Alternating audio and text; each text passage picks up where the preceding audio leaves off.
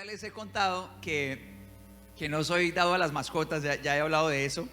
Y probablemente también les haya contado que en mi familia, por parte de mis padres, en general no somos dados a las mascotas, salvo mi hermano menor. Mi hermano menor sí ha tenido ocasiones en su vida en las que ha querido tener perrito y los ha tenido. Y pues justamente por él querer tener perrito, hemos estado ahí como al lado de la convivencia y la crianza de los perritos. El último que tuvo se llamó Floyd, en honor a la banda británica de rock que se llama Pink Floyd. No sé si le suene a alguno. Bueno, pero en honor a esa banda él le puso Floyd al perrillo. Y la forma de conocerlo fue que un día él le escuchó a mi tío que tenía unos perritos como para que alguien los adoptara. Eran unos perritos que, bueno, allá en la finca que él tiene, bueno, habían llegado ahí o rescatados o algo. Lo cierto es que él los tenía para adoptar y la idea era que alguien se los llevara y les diera una buena vida. Entonces mi hermano escuchó esto y habló con mi tío y le dijo que él estaba interesado en uno, así que fue. Llegaron allá a la finca y empezaron a ver los perrillos. Y miraba, y mi hermano se quedó mirando, uno perrito, otro perrito, por aquí, y de pronto vio un cachorrito chiquito, con carita tierna, flaquito y pulgoso, y dijo: me llevo ese.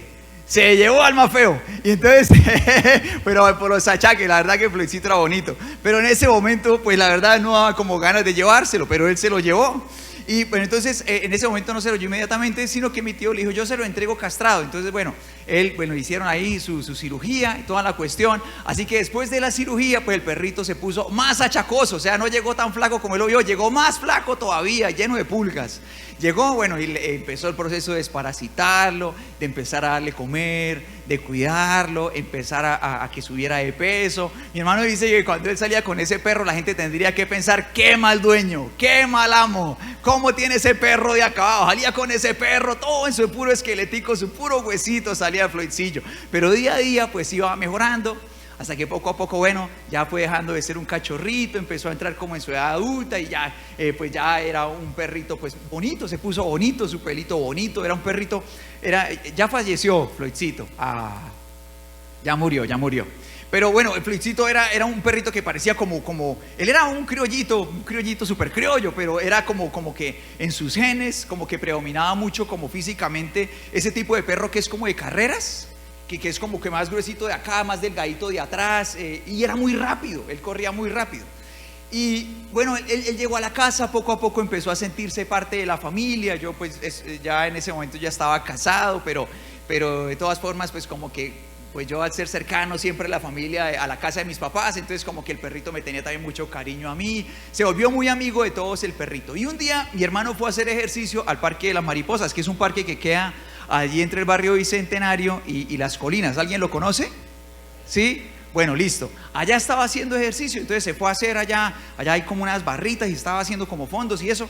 Y de pronto él estaba allá solo y el perro estaba por ahí como que corriendo por los pastalitos. Y mientras mi hermano estaba allá haciendo ejercicio, de pronto unos perritos ahí del sector empezaron a acercársele a él como con cara de no muy buenos amigos. Tampoco era que vinieran así todos locos, pero venían así como con mala intención, se le vinieron. Y mi hermano se quedó como viéndolos, cuando de pronto corre Floydcillo, ¡fua! Corriendo Floyd al rescate, ¡va, va, va, va! Se pone todo bravo y empieza a latir, ¡va, va! Y lo saca corriendo. Floyd no era más grande que ellos, Floyd no era un perro muy grande, era como un perrito mediano.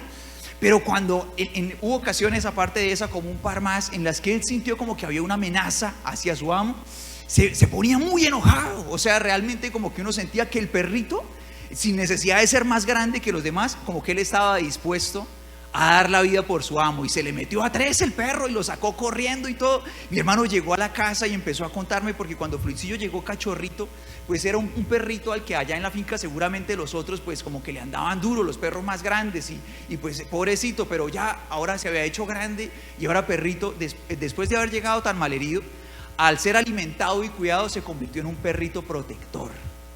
Ahora, imagínate que eres tú el que está acá donde yo estoy, y de este lado está un perrito, así como Floydcillo, que está dispuesto a darlo todo por salvarte la vida. Está aquí a este lado. ¿Sí está conmigo o no? Acá está el perrito que quiere salvarte la vida.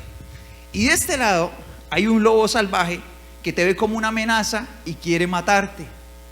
Y tú en tus manos tienes una ración de comida para alimentar a uno de los dos. ¿A quién quieres alimentar? ¿A quién alimentamos? Ay, pero tan obvio, pastor. ¿A quién alimentamos? ¿Al perro o al lobo? Alguien que me diga bien fuerte. ¿A quién alimentamos? Con toda la actitud. ¿A quién alimentamos? Al perro. Bueno, ese fue el día 1. Ahora, día 2. Día 2. A este lado está otra vez nuestro noble amigo fiel que está dispuesto a dar la vida por nosotros. Y a este lado está este lobo feroz que nos quiere matar. Y una vez más tenemos una ración de comida. Podemos elegir si se la damos a este o se la damos a este. ¿A quién se la vamos a dar? Alguien que diga bien fuerte, ¿a quién se la damos? Para que no haya confusiones, después haya errores de envío o algo así, que quede bien la dirección. Y creo que si digo día 3, día 4, la decisión probablemente no va a cambiar, ¿cierto? No va a cambiar, seguimos haciendo la misma votación, ¿verdad? Ahora, yo te invito a que leamos juntos Romanos capítulo 7, versículos del 21 al 25. Vamos a leer juntos la palabra del Señor, ¿listo? Y te pido que pongamos muchísima atención a lo que vamos a leer ahí en la palabra de Dios. Te pido que lo leamos de hecho en voz alta, ¿está bien? Para que estemos todos súper conectados. Creo que cuando leemos en voz alta nuestra conexión es muchísimo mayor que cuando lo hacemos mentalmente. Vamos a leer, la palabra del Señor dice así. Dice, he descubierto el siguiente principio de vida, que cuando quiero hacer lo que es correcto, no puedo evitar hacer lo que está mal. Amo la ley de Dios con todo mi corazón, pero hay otro poder dentro de mí que está en guerra con mi mente. Ese poder me esclaviza al pecado que todavía está dentro de mí. Soy un pobre desgraciado. ¿Quién me libertará de esta vida dominada por el pecado y la muerte? Y dice la respuesta, gracias a Dios. La respuesta está en ¿quién? Alguien que diga bien fuerte, la respuesta está en ¿quién? En Jesucristo nuestro Señor. Ahora, bueno, vamos a hacer una pausa hasta ahí. Vamos a leer hasta ahí el versículo 25, porque después del punto se sigue desarrollando pues más el tema, pero vamos a ir por ahora hasta ahí. Ahora, esa guerra que tú y yo acabamos de leer no es solamente una guerra que vivía Pablo, que es la persona a quien Dios usa para escribir esta carta. Esta guerra es una guerra que está en el interior de cualquier ser humano, incluidos tú y yo. Si estamos todos juntos, ¿estás conmigo o no? Estamos acá todos conectados. Ahora, no sé, te quiero preguntar, ¿tú has sentido esa guerra en tu interior? La guerra de querer hacer lo correcto, incluso si conoces y has oído de la palabra del Señor lo suficiente, saber qué es lo que Dios quiere, pero que en lugar de que sea fácil, sea una batalla dentro de nosotros, hacer eso que sabemos que es lo correcto y que está bien, sea muy difícil, cueste trabajo. Ahora, en nuestro ser, la palabra del Señor nos está diciendo que nuestro ser interior, nuestro ser espiritual extraña, nuestro ser espiritual anhela la presencia de Dios. Y nuestro ser espiritual, en medio de anhelar esa presencia de Dios, anhela hacer lo correcto. Nuestro ser espiritual tiene todo el deseo de hacerlo, pero por otra parte, hay otro ser en nuestro interior que está impulsado por nuestros deseos, que solamente busca satisfacción, sin importar el precio. Sin importar que eso implique hacer lo malo, o sea, pecar es poner en práctica la maldad, sin importar el precio que cueste. Y la palabra del Señor llama en otros textos bíblicos y más adelante en este de Romanos, lo llama naturaleza pecaminosa. En la carta a los Gálatas lo llama también la carne, a esa parte de nosotros. ¿Sí estás conmigo o no? Lo llama así. Y esto allí en nuestro interior arma un caos, termina haciéndose una guerra en la que podemos quedar nosotros en medio. Y termina siendo tan caótica que la palabra del Señor hace esta pregunta: ¿quién me libertará de esta vida dominada por el pecado y la muerte? Y la respuesta está en ¿quién? ¿Cómo se llama esa persona? Casi no escucho. ¿Cómo se llama esa persona? Jesucristo. Y el Señor Jesucristo ha hecho todo lo que nosotros no podemos hacer para que tú y yo podamos vivir como hijos de Dios. El Señor pagó el precio para que todo nuestro pasado y nuestros muchísimos pecados fueran perdonados. Y así como ese milagro tan grande que te acabo de nombrar, el Señor ha hecho todos los milagros necesarios para que tú y yo podamos vivir como hijos de Dios. Pero nos ha entregado también la responsabilidad de hacer cosas que solamente nos corresponden a ti y a mí, como esta que está acá en Lucas 6:45. Vamos a leerla juntos. La palabra del Señor dice así, leamos juntos. Dice: una persona buena produce cosas buenas del tesoro de su buen corazón, y una persona mala produce cosas malas del tesoro de su mal corazón. Lo que uno dice brota de lo que hay ¿dónde? Así que el Señor nos deja a nosotros, entre muchas responsabilidades, atesorar en nuestro corazón, para nuestro bien. Claro que también podríamos hacerlo para nuestro mal. Y en esa guerra, en nuestro interior, ¿quién va a ganar? Aquel a quien nosotros decidamos alimentar. ¿Sí está conmigo o no? Aquel a quien nosotros decidamos alimentar. Yo quiero mostrarte cómo se ve esta guerra a partir de dos personajes que aparecen en la Biblia en el primer libro de Samuel, capítulo 24. Ellos se llaman Saúl y David. ¿Cómo se llaman? Saúl y David. A ver, para hacer una pequeña contextualización así rápida, de rayo. Saúl era el primer rey de Israel rebelde, tan rebelde al Señor, que llegó el punto en el que el Señor le dijo: ya no va más mi propósito contigo, es imposible. Tengo que buscar a alguien más que sí quiera hacer lo correcto. ¿Sí están conmigo o no? Qué duro eso, ¿cierto?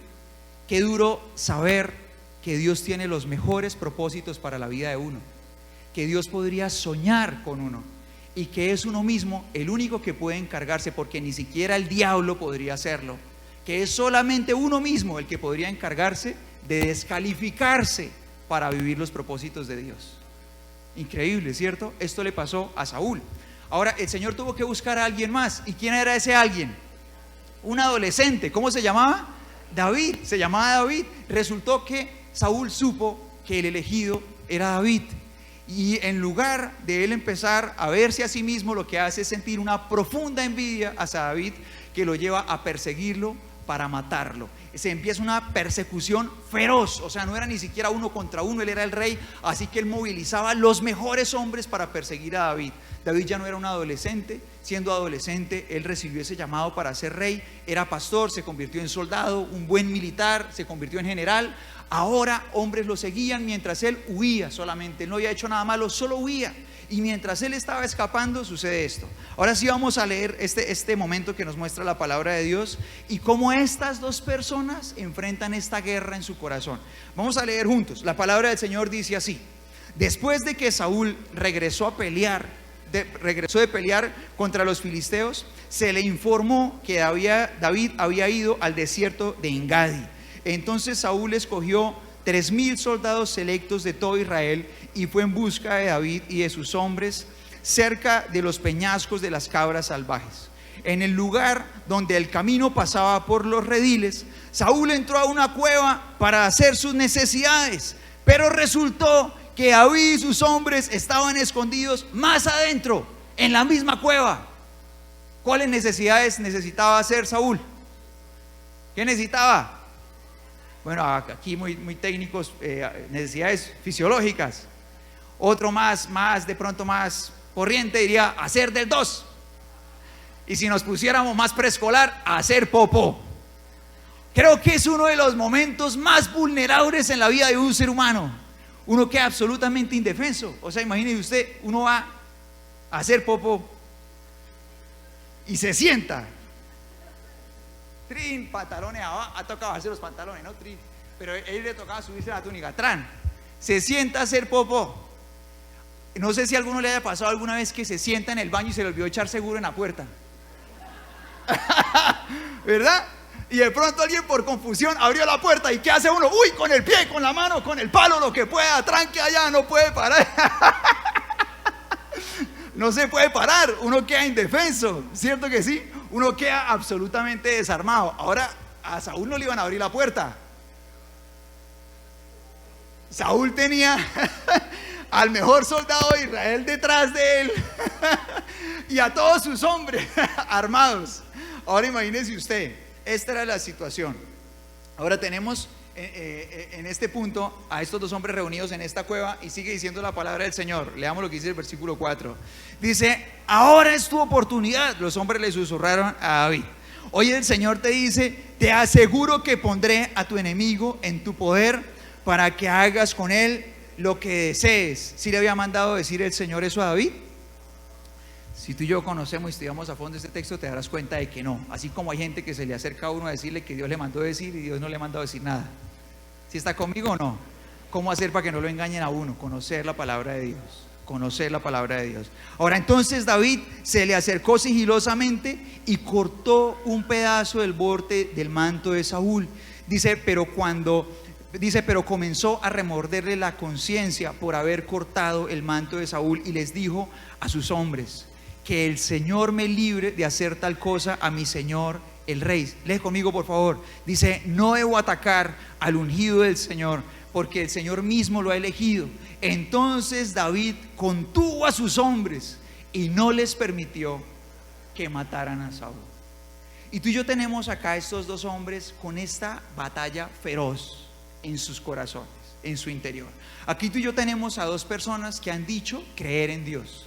Tenemos a dos personas que conocen la palabra de Dios perfectamente, y tenemos a dos personas que están enfrentando esa guerra que podemos enfrentar tú y yo en cualquier momento de nuestra vida allá dentro de nosotros. Estas dos personas perfectamente pueden representar a cualquier creyente hoy. ¿Alguno de ustedes cree en Dios? Así que estas personas podrían representarnos a ti y a mí perfectamente. Entonces, en primer lugar, nosotros tenemos a Saúl, que al empezar esta escena está cargado de envidia. ¿Habrá algún creyente hoy, alguien que diga que cree en Dios y a la vez sea una persona muy envidiosa? ¿Sí habrá? Porque alguien hizo U, por allá. ¿Qué quiere decir ese U? Ese U es más que un dato estadístico, me parece que es un lamento del alma. Hay que perdonar, ¿no? Bueno, Saúl empieza esta escena cargado de una profunda envidia, y ellos tienen frente a ellos un par de decisiones. Entonces, la primera decisión de Saúl tiene dos opciones. En primer lugar, arrepentirse de todo lo que ha hecho mal y empezar a buscar hacer lo correcto. Y en segundo lugar, seguir viviendo como él quería y odiar al que sí iba a ser fiel a Dios. ¿Cuál opción tomó Saúl? ¿La número 1 o la número 2? La número 2. Segunda decisión por tomar de Saúl. Le llega el informe, sus hombres le dicen: David está por allí en cierto lugar, vamos a buscarlo, vamos a perseguirlo, allá lo podemos matar. Él escucha a sus hombres y él tenía opción 1. Él podría haber dicho: vamos a dejar de perseguir a David, él es inocente. Y en segundo lugar, él podía decir: sí, vamos a matarlo, voy a quitármelo de encima. ¿Cuál opción escogió? ¿Opción 1? ¿Opción 2? ¿Cómo le iba a Saúl con la batalla en su interior? ¿La iba ganando o la iba perdiendo? Ahora tenemos al segundo personaje. David tenía también por lo menos un par de decisiones al frente. La primera decisión ocurre justamente cuando Saúl llega a este lugar y está en esa condición vulnerable. Tiene dos opciones. Primera opción, recordar la palabra de Dios y pensar: tengo que respetarle la vida al rey. En segundo lugar, voy a cobrar todo el mal que me ha hecho, me voy a vengar, lo voy a matar, voy a solucionar mis problemas. ¿Cuál opción escogió David? ¿Opción 1? ¿Opción 2? Opción 1, ¿verdad? Los que dijeron la 2 tienen que recuperar al final. Ahora, segunda decisión importante de David. Mientras está en ese momento y él no quiere saltarse la palabra de Dios, no quiere cobrar venganza, aunque dentro de él hay algo que le dice: te puedes vengar, aprovecha, hay una batalla dentro de él. Pero gana ese lado que le dice: no, sé fiel a Dios. Gana ese lado en su interior. Esto pasa con David. Ahora, en la segunda decisión, ¿qué pasa? Aparecen sus hombres y le dicen: cobremos venganza. Opción 1, ¿qué podía hacer David? Decirles: no, vamos a seguir siendo fieles a la palabra de Dios, vamos a respetar la vida de este hombre que es el rey. En segundo lugar, ¿qué hubiera podido hacer? Ceder a la presión social y matar al rey. Aparte, estos hombres también estaban siendo perseguidos por él. ¿Cuál opción tomó David? ¿Opción 1? ¿Opción 2? La opción 1. Ahora, ¿cómo le iba a David? ¿Iba ganando o iba perdiendo su guerra interna? Iba ganándola. ¿Y a nosotros cómo nos va con nuestra guerra interna? ¿Cómo nos va a nosotros? ¿Vamos ganando o vamos perdiendo? Ahora, yo te quiero invitar a que escuchemos unas preguntas. No, te pido que no respondas, ¿está bien? Creo que hay muchas preguntas que podemos hacernos para permitirle al Señor hacer lo que dice su palabra en los Salmos. Justamente David escribe un salmo en el que le dice al Señor: Señor, examina mi corazón y pruébame. Y tú y yo podemos también, a partir de estas preguntas que vamos a hacer, pero a partir de muchas cosas más que el Señor puede hablar a tu corazón, examinar si realmente vamos ganando, si vamos perdiendo esa guerra. Entonces, esta pregunta va para los hombres. Alza la mano los hombres, por favor. Todos los hombres, listo, la pueden bajar. Nadie va a responder nada, nadie va a mirar al vecino. La pregunta es la siguiente: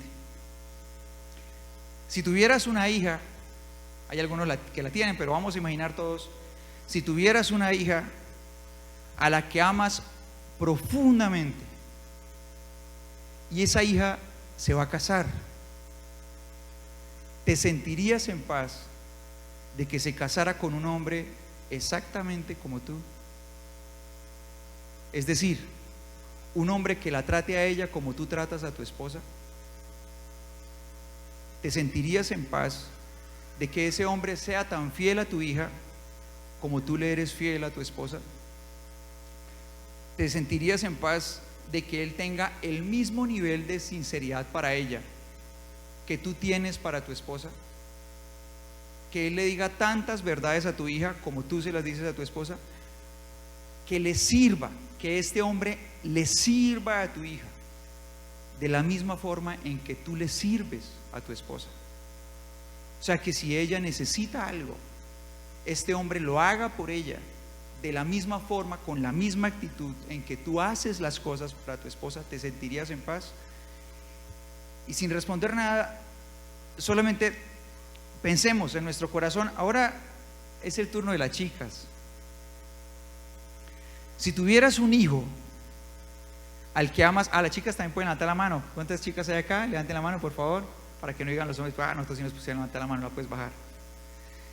Si tuvieras un hijo al que amas profundamente y se va a casar, ¿te sentirías en paz de que se casara con una mujer como tú? No que trate a tu hijo como tú tratas a tu hijo, ¿no? Porque vaya si las mujeres pueden reemplazar el amor de su esposo por el amor de los hijos, ¿no? Es como un talento que tienen varias mujeres, que es un mal talento, ¿verdad? No se puede hacer. Ahora, no, la cuestión es una mujer que trate a tu hijo como tú tratas a tu esposo. Ahora la cuestión es si sentirías paz de que esa mujer valore a tu hijo tal como tú valoras a tu esposo. Si sentirías paz de que esa mujer le hable a tu hijo como tú le hablas a tu esposo. Si te sentirías feliz de que esa mujer hable con sus amigas de tu hijo como tú hablas con tus amigas y con tu familia de tu esposo. Si te sentirías feliz y tendrías paz de que esa mujer sea igual de sincera con tu hijo de lo que tú eres con tu esposo. Si te sentirías feliz de que esa mujer le sirva a tu hijo como tú le sirves a tu esposo. Que cuando él necesite algo, cuando esa mujer vaya a tener una atención con él, lo haga con la misma actitud con la que tú lo haces por tu hijo. Y ahora, esta es para todos, que todos somos hijos, ¿verdad? Tenemos eso en común, entre otras cosas. Si tuvieras un hijo, ¿te gustaría que te tratara como tú tratas a tus papás? Que te hablara como tú les hablas a ellos. Que sea tan sincero como tú eres de sincero con ellos. Que te dijera la misma cantidad de verdades. Y si te oculta cosas, lo hiciera exactamente como tú lo haces. Que sea tan responsable con sus deberes como tú. Igual de cumplido, igual de ordenado, igual de responsable, igual de trabajador, igual. Si tuvieras un hijo, ¿te gustaría que ese hijo fuera contigo como tú eres con tus padres? Ahora, si tú y yo frente a esas preguntas dudamos o nos decimos no, debería ser una persona mejor, entonces hay una alarma en nuestro corazón. La guerra dentro de nosotros no va muy bien. ¿Sí estás conmigo? Ahora, cuando tú y yo pensamos en esto, podemos pensar también en Saúl, que sale de la cueva, y mientras sale de la cueva, David sale detrás de él con un trozo de tela y empieza a decirle que él tuvo la oportunidad de matarlo, pero no lo hizo porque teme a Dios. Y empieza a decirle que Dios juzgue entre tú y yo, porque las malas acciones son de las personas malas, así que yo no te voy a hacer daño, no soy yo quien te va a quitar la vida, no lo voy a hacer. Y mientras él sostiene ese trozo de tela, el rey se voltea y lo mira y dice la palabra de Dios, lo que dicen los versículos 16 y 17. Te pido que lo leas conmigo en primer libro de Samuel, capítulo 24, versículos 16 y 17. Leamos juntos lo que dice la palabra de Dios. Dice: cuando David terminó de hablar, Saúl le respondió: ¿realmente eres tú, David, hijo mío, y enseguida comenzó a llorar y le dijo a David: eres mejor persona que yo, porque has devuelto bien por mal. Y Saúl piensa, igual como tú y yo pudimos pensar frente a estas preguntas: no, mi hijo, mi hija, estas personas que amamos necesitan a alguien mejor. Saúl también piensa: yo podría ser una persona mejor. Y después de pensar en eso, ¿qué hace? Rompe en llanto.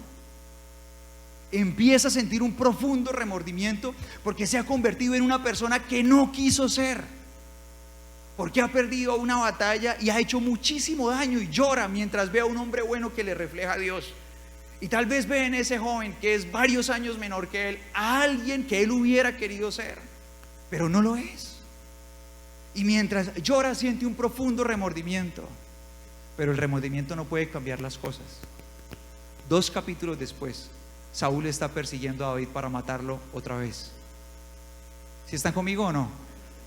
Y es lo mismo que le puede pasar a una persona que de pronto se ve tratando mal a su esposa y llora, incluso lo lamenta, se duele y se quiebra, y de pronto dice: no quiero volverlo a hacer. De pronto se gasta el dinero de sus hijos en vicios, toma, se lo gasta en cualquier cosa, lo despilfarra y ve su casa pasar necesidad, y cuando se da cuenta lo lamenta muchísimo y se quiebra por dentro, siente remordimiento, como el papá o la mamá que maltrata a un niño y después le duele por dentro y quisiera no ser esa persona en la que se convirtió.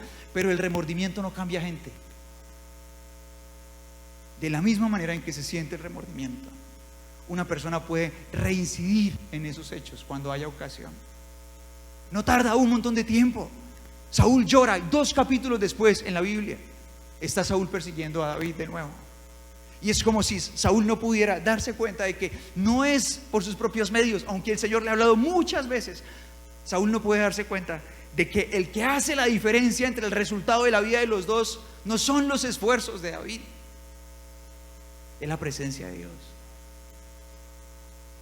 Ahora ahí está este hombre sosteniendo ese trapo lleno de Dios, y mientras él enfrenta los mismos retos en su interior: matar o no matar, hacer lo correcto o no hacerlo, hago lo que dice la palabra del Señor o hago lo que mis impulsos me están diciendo, él sale ganador una vez y otra vez en su corazón, en las batallas de su corazón.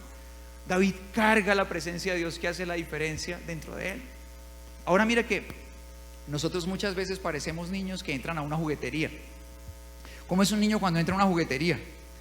Entonces un niño entra a una juguetería y empieza a ver, y empieza a decirle a los papás: quiero esto, ay, no, quiero esto, y empieza a pedir cosas, y el niño realmente ni siquiera sabe si realmente le conviene, no sabe si ese juguete que señala es de buena calidad, tampoco sabe cuánto cuesta, no sabe cuánto hay que tener para conseguirlo. Lo único que le importa es tenerlo. Y mira que muchas veces como seres humanos podemos parecernos tanto a ese niño que entra a la juguetería, porque queremos conquistar de la mano de Dios el éxito familiar, queremos ver una familia preciosa, queremos el éxito laboral, emocional, que todo funcione súper bien, queremos el éxito sirviendo a Dios, queremos conquistar ese tipo de metas muy grandes, pero no estamos dispuestos a conquistar los primeros minutos de la mañana que sigue para estar con Dios. Es una meta que parece mucho más pequeña humanamente, ¿cierto? Es mucho más pequeña. Conquistar la primera hora de tu día, el día que sigue, solo eso. Empezar por ahí. Pero muchas veces en el corazón, cuando el corazón humano se parece a ese niño que entra a la juguetería, nosotros nos dejamos deslumbrar por las conquistas gigantescas y no nos damos cuenta de que primero hay que conquistar el primer lugar de nuestro corazón para Dios. Y por eso el Señor dice: ¿de qué le sirve a un ser humano que se gane el mundo entero si pierde su alma? ¿Cuánto pagará por su alma? ¿Cuánto puede dar? Ahora mira, si nosotros llegamos al Señor y entendemos que en nuestra familia hay un montón de batallas enormes, hay batallas por ganar, hay estados de caos dentro de nuestra familia, hay estados de caos dentro de la relación matrimonial, hay una primer batalla por ganar, y es que tú y yo vayamos a la presencia de Dios ese mismo día y el día que sigue, que tú y yo vayamos a encontrarnos con Dios y que tú y yo conozcamos a Dios, que tú y yo conquistemos el primer lugar de nuestro corazón para Dios, para que después todas esas cosas que tú y yo queremos ver en nuestra propia familia empiecen a suceder. Y de pronto llegamos a Dios con el corazón roto, sin saber hacia dónde voy, cuál es mi propósito, mis emociones están quebradas, no sé exactamente hacia dónde ir, estoy controlado por mis deseos, lo reconozco, pero no puedo hacer nada. Y a veces quisiera que fuera el Señor el que quitara todo de tajo de mí. Y de pronto el Señor me dice: tienes una primer batalla por pelear. Entrégame el primer lugar de tu corazón, el primer lugar. Ahora imagínate, por ejemplo, una familia que en su trabajo o con seres cercanos de pronto dice: yo soy cristiano, pero de pronto a la primera situación difícil, al primer momento complicado, el enojo se convierte en su señor. Y de pronto no pueden solucionar un conflicto, no se hablan, se maltratan, se generan divisiones en el área laboral, en el área familiar, y viven así quebrados. Y de pronto viven con esa batalla absolutamente perdida. Para poder nosotros superar esas cosas, necesitamos ir primero a la presencia de Dios y conquistar ese primer lugar para el Señor, conocer al Señor, desear con todo nuestro corazón realmente conocerlo a Él. Y de pronto sale en nuestro corazón una voz que dice: es que no puedo, yo no soy capaz de darle al Señor ese primer lugar dentro de mí. Y pues claro que sí, porque es que hay una batalla dentro de nosotros. Y de pronto cuando tú y yo llegamos a Dios, somos como ese perrito que adoptó mi hermano. Nuestra alma es una pobre alma que está absolutamente desnutrida, baja de peso, enferma, está así. Y llegamos a Dios así. Le han quitado la comida, las distracciones, las malas decisiones, le han quitado la oportunidad de encontrarse con Dios, todas esas cosas que nosotros ponemos antes que Dios. Y cuando llegamos al Señor todos adoloridos, quisiéramos muchas veces que el Señor arreglara todo así, y hay una primer guerra por pelear, y es la guerra dentro de mí. Y debo tomar esa alma que está absolutamente rota, desnutrida como ese perrito, y empezar a llevarla a la presencia de Dios. Empezar a llevarla al Señor para que el Señor empiece a fortalecer ese corazón que está roto. ¿Será suficiente con una ración de alimento para ese perrito desnutrido? ¿Ya queda sano? ¿Sí o no? ¿Sí están conmigo o no? Si yo le doy una ración de alimento un día, queda sano el perrito, se recupera, queda súper fuerte, me puede defender, le puede ganar la batalla a esa otra parte de mí que es feroz y que me ha controlado durante mucho tiempo. No puede. Necesita un día más, y otro día más, y otro día más. Y con el tiempo, todas esas batallas que se perdieron muchas veces empiezan a ganarse en el corazón. Ahora, una vez que tú y yo descubrimos que todo lo que nos hace falta es la presencia de Dios, no queremos salir de ese lugar.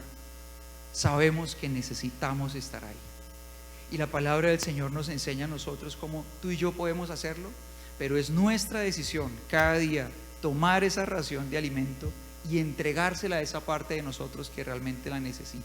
Y lo primero que tú y yo necesitamos hacer es entregarle el primer lugar a Dios.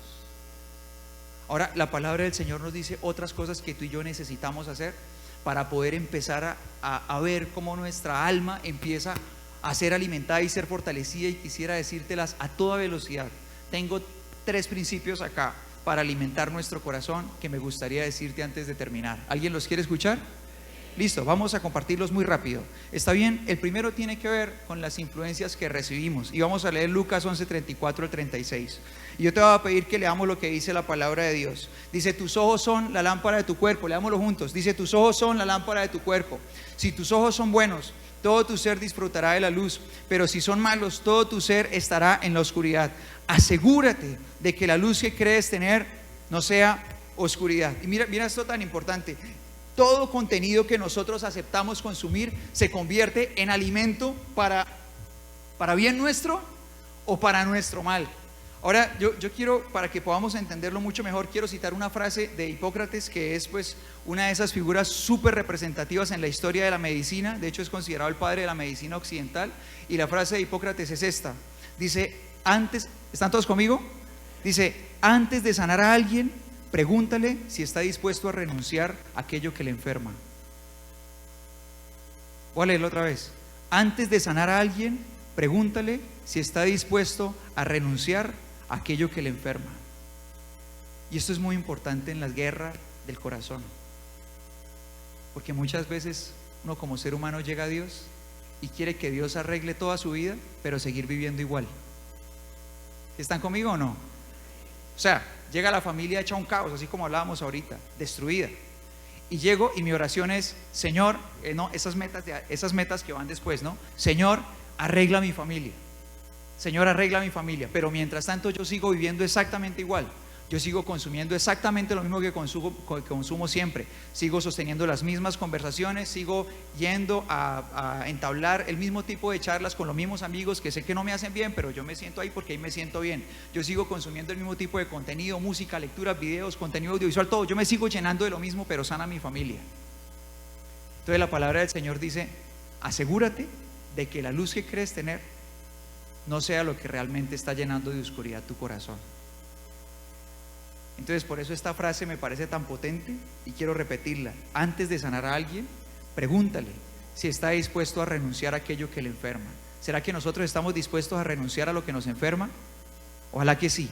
Ahora la segunda cosa tiene que ver con nuestros pensamientos. Y allí Romanos capítulo 8 versículo 5 dice así: dice, los que están dominados por la naturaleza pecaminosa piensan en cosas pecaminosas, pero los que son controlados por el Espíritu piensan en las cosas que agradan al Espíritu. Por lo tanto, permitir que la naturaleza pecaminosa les controle la mente lleva a la muerte, pero permitir que el Espíritu les controle la mente, ¿qué pasa?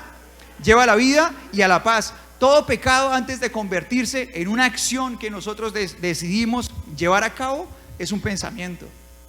Así que cuando nosotros permitimos que nuestros pensamientos, que nuestra mente se alberguen cosas que no están bien y las subestimamos por el hecho de que son solo un pensamiento, nosotros estamos incubando un pecado que en cualquier momento va a florecer. Entonces cuando un hombre, por ejemplo, le es infiel a su esposa, lo primero que pasó no fue como que, uy, estoy acá siéndole infiel a mi esposa. No, esa acción primero fue un pensamiento que un hombre toleró. ¿Estás conmigo o no? Y quiso llevar consigo y lo cargó, tal vez semanas, tal vez meses, tal vez años, hasta que un día se convirtió en una realidad, se convirtió en una acción, se materializó. Así que no podemos permitir que esa parte equivocada de nosotros albergue esos pensamientos, porque cada pensamiento que nosotros permitimos se convierte en alimento también. Y la tercera cosa es la obediencia. Dice en Romanos 8 versículos del 12 al 14 así, leamos juntos. Dice: por lo tanto, amados hermanos, no están obligados a hacer lo que su naturaleza pecaminosa los incita a hacer, pues si viven obedeciéndola morirán. Pero si mediante el poder del Espíritu hacen morir las acciones de la naturaleza pecaminosa, vivirán. Pues todos los que son guiados por el Espíritu de Dios, ¿qué pasa? Son hijos de Dios. Y mira, la obediencia termina convirtiéndose en una ración de alimento súper poderosa para nuestro bien o para nuestro mal. La obediencia a toda escala, porque nosotros a veces menospreciamos algunas acciones. Entonces mira, por ejemplo, esto. No voy a mencionar pecados que todos sabemos que son cosas graves, que nos dañan y hacen daño a otros, sino cosas que podrían ser muy sencillas, como que, por ejemplo, tú te levantas y el Espíritu Santo te hace saber que lo primero que deberías hacer es encontrarte con Dios, pero algo dentro de ti te dice: agarra el celular.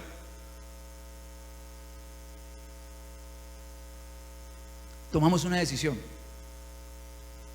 Esa misma decisión me va a permitir a mí empezar el día o conectado con Dios o desconectado de Él. ¿Sí está conmigo o no? ¿Sí está conmigo? Las pequeñas y grandes decisiones de obediencia, como sea que yo las catalogue, todas se convierten en un alimento para bien o para mal dentro de mí, y me van a llevar a vivir más de acuerdo a la voluntad de Dios, ganando esas batallas en mi interior o perdiéndolas. Ahora, al salir de este lugar, mañana y el día que sigue, tú y yo vamos a tomar la decisión de a quién vamos a alimentar.